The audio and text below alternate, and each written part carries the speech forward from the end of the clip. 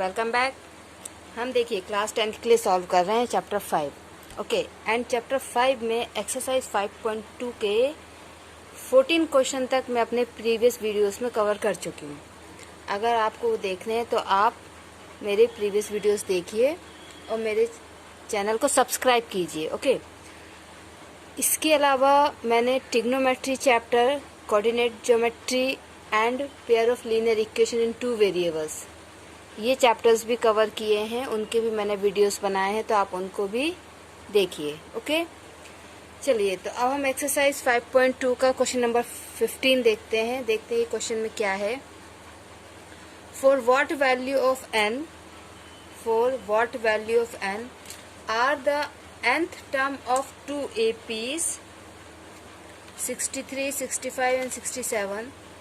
And 3, 10, 17 ... equal. मतलब question आपका ये बोल रहा है कि n की कौन सी वैल्यू के लिए इन दोनों AP का जो nth टर्म होगा वो इक्वल होगा। मतलब ये है, इसको आप ऐसे समझिए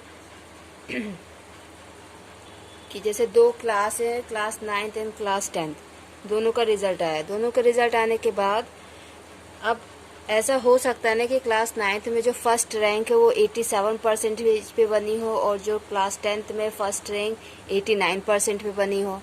पॉसिबल है ये, ठीक है। तो कोई आपसे ये पूछ सकता है ना कि भाई ये आप बताइए कि दोनों का कोई ना कोई ऐसी एक रैंक होगी जिसमें,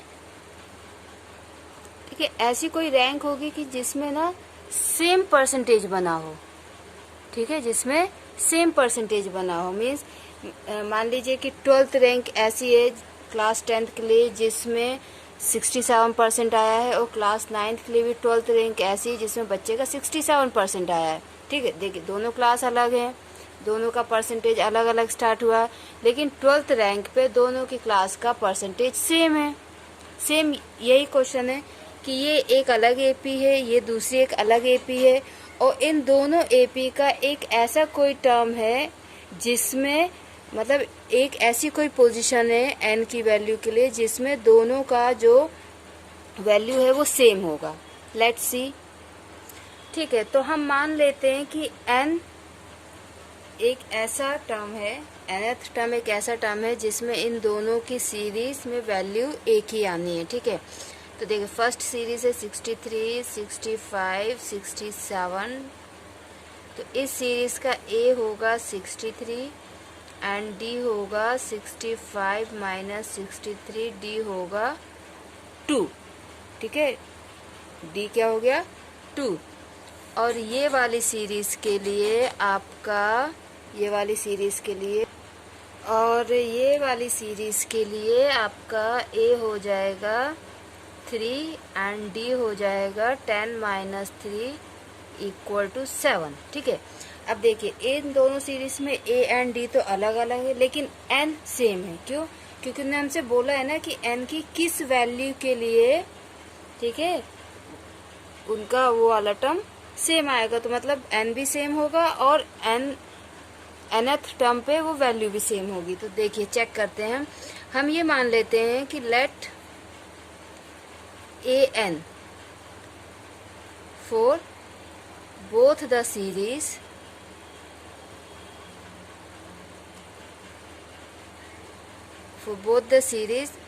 let an for both the series is same।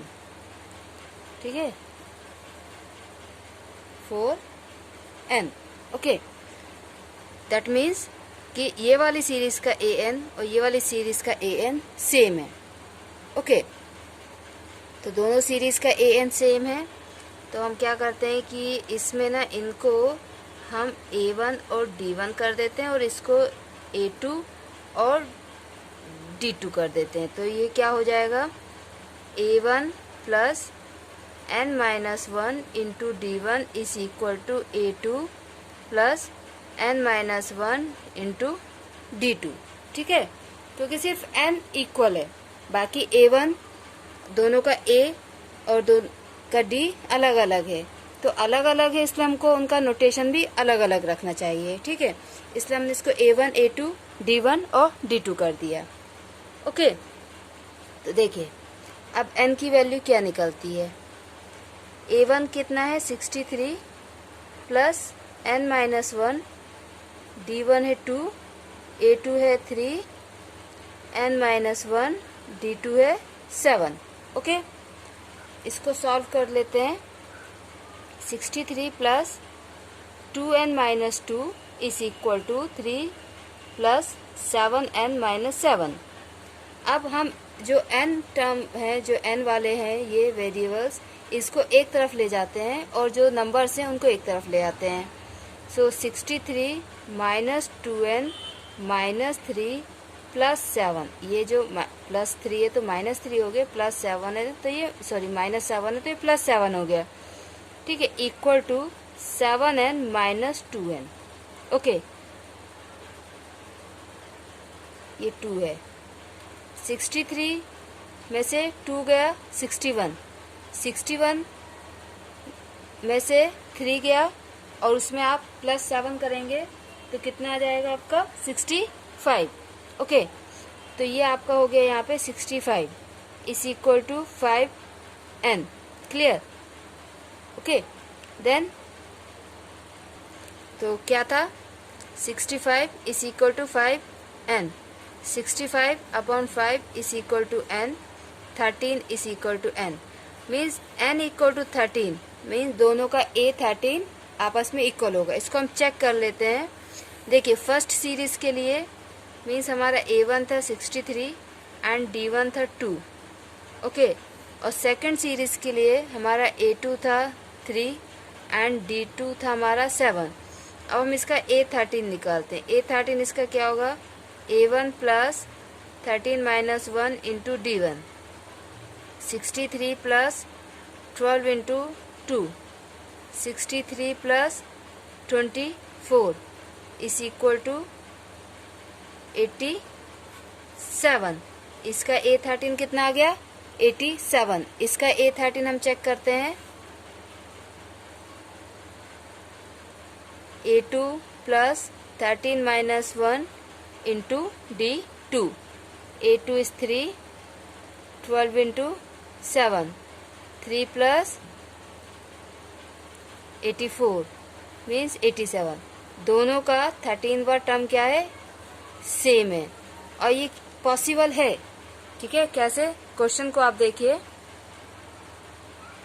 ये सीरीज आपकी इंक्रीजिंग ऑर्डर में जा रही है, ठीक है। ये सीरीज आपकी 63, 65, 67 और आगे चल के, ठीक है। लेकिन इसमें डी क्या है आपका 2 है, सिर्फ 2 का इंक्रीमेंट हो रहा है। हर बार कितने का इंक्रीमेंट हो रहा है 2 का। और ये वाली सीरीज भी आपकी इंक्रीजिंग ऑर्डर में, लेकिन यहाँ पे आपका इंक्रीमेंट हो रहा है 7 का। जब यहाँ पे 2 बढ़ते हैं तो यहाँ पे 7 बढ़ते हैं, मीन्स डायरेक्टली 5 का डिफरेंस है दोनों में, ठीक है। ये कम स्पीड से बढ़ रहा है, ये ज़्यादा स्पीड से बढ़ रहा है, इसलिए एक पोजीशन ऐसी आती है कि दोनों एक साथ मिल जाते हैं। ऐसे ना कि 2 बच्चे दौड़ रहे हैं, ठीक है, एक बच्चा जिसको हमने थोड़ा आगे खड़ा कर दिया, एक बच्चा जिसको हमने थोड़ा पीछे खड़ा किया, लेकिन पीछे वाला तेज दौड़ रहा है और ये धीरे धीरे दौड़ रहा है, तो ऑब्वियसली एक किसी पोजीशन पे ये दोनों आके मिल जाएंगे। ये 3 से स्टार्ट हो रहा है मतलब पीछे खड़ा है, ये 63 से स्टार्ट हो रहा है मतलब ये बहुत आगे खड़ा है, लेकिन ये बहुत धीरे धीरे बढ़ रहा है और ये बहुत स्पीड से बढ़ रहा है, क्योंकि इसमें हर बार में 7 का इंक्रीमेंट हो रहा है, इसमें 2 का इंक्रीमेंट हो रहा है, तो ऑब्वियसली ये कहीं ना कहीं आके एक साथ मिलेंगे, ठीक है। ओके, अब देखिए ये नेक्स्ट क्वेश्चन है, question number 16। Determine the AP whose third term is 16। आपको उस एपी का पता लगाना है जिसका थर्ड टर्म 16 है, means A3 that is equal to A plus 2D is equal to 16, ये आपको गिवन है। Okay, and the 7th term exceeds the 5th term by 12, means A7 जो है वो A5 से 12 ज़्यादा है, ठीक है। The 7th term exceeds means ज़्यादा बढ़ के है, द 5th टर्म किससे बढ़ के 5th टर्म से कितना 12, the 7th term exceeds the 5th term by 12। 12 ज़्यादा है वो 5th टर्म से, 7th टर्म 12 ज़्यादा है, तो दोनों को इक्वल करने के लिए हम इसमें 12 प्लस कर देंगे। ये आपकी सेकंड कंडीशन है, ठीक है। ये फर्स्ट कंडीशन आपको गिवन है, ये सेकंड कंडीशन आपको गिवन है, बाकी ए डी और कुछ भी आपको नहीं दिया है, ठीक है। अब आपको ये बताना है, आपको एपी बताना है कि वो एपी कैसी होगी, ठीक है। तो देखिए ये वाली कंडीशन हम लेते हैं। A7 means A plus 7 minus 1 into D. A5 means A plus 5 minus 1 into D, और 12 उसमें पहले से है, ठीक है। A से A कैंसिल, बचा क्या 6D is equal to 4D plus 12। 6D minus 4D is equal to 12। 2D is equal to 12। D is equal to 12 upon 2, okay, and D is equal to 6। D कितना आ गया 6। इस value को हम first equation में रखेंगे, okay.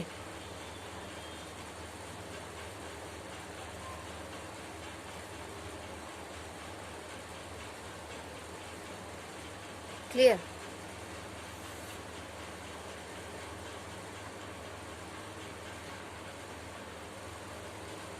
A plus 2 into 6 is equal to 16। A is equal to 16 minus 12। A is equal to 4। A कितना आ गया 4। अब हम बहुत आसानी से AP बना सकते हैं। तो AP क्या हो जाएगी 4, ठीक है। दूसरा टर्म क्या होता है A प्लस डी। दूसरा टर्म क्या होता है A प्लस डी। तो A प्लस डी में A है 4 और D है आपका 6, तो 6 प्लस 4 10। नेक्स्ट में क्या होगा, फिर से D प्लस कर देंगे 16, फिर से आप D प्लस कर दोगे, मीन्स 16 में फिर से आप 6 प्लस कर दोगे, तो कितना हो जाएगा 22, ठीक है। इस तरीके से ये आपकी AP बन गई। क्यों? क्योंकि AP आपका क्या होता है A plus D, A plus 2D, A plus 3D, means आगे आगे वाले टर्म में हम क्या करते जाते हैं D ऐड करते जाते हैं, ओके। तो ये आपकी AP बन गई।